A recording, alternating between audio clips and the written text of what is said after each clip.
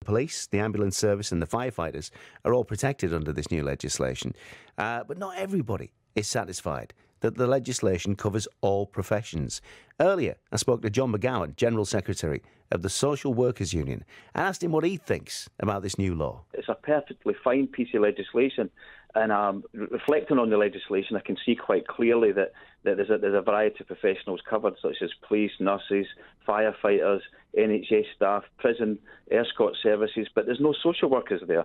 So that is a problem for us as a profession. Why are we excluded from the emergency bill? You obviously feel then, John, that social workers are on the front line in the same way as the blue light services.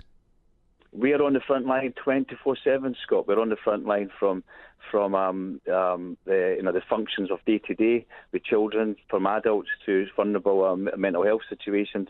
So equally, we're also a 24-hour, 7-day-a-week service. Now, we understand the courts already treat offences against a social worker as aggravated under sentencing guidelines. Is that not enough? Well, it's certainly a start, but obviously going back to the legislation, we want to be on equal par with other professionals. As we said earlier, we're providing an emergency service, and part of this bill, and part of the sort of uniqueness of this bill, is the further protection in the sentencing. So, and I can reflect on my own situation as an emergency social worker when you're faced at anger or you're faced at hostility arriving at someone's door, to have that additional protection. I think that is sort of worthy of being included in the bill.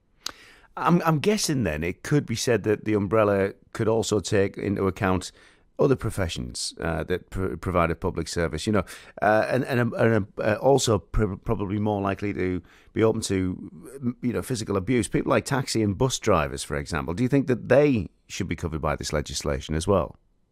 Well, I suppose I'm not here to debate other professions, but what I can say about the social work profession is we're part of the statutory framework. So we're governed by legislation, and we're a statutory service. So similar to the police and similar to NHS, we provide a service, and that government function is part of legislation. So we have that sort of uniqueness, which will be over bus drivers and taxi drivers, albeit they're a good service. And what are the chances of the government recognising the social services and putting them under this umbrella and into this legislation?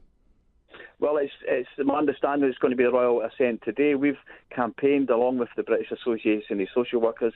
We've presented our case. We've highlighted it to the offer of the bill, and we've had no sort of significant response. So what I can do is continue to put the pressure to see if an amendment could be made and to include social workers.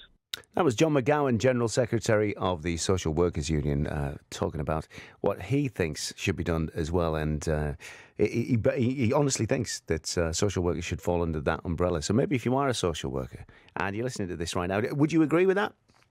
Because I'm guessing that you potentially, particularly if you're going out somewhere on your own, face danger or potential danger on a regular basis. It was also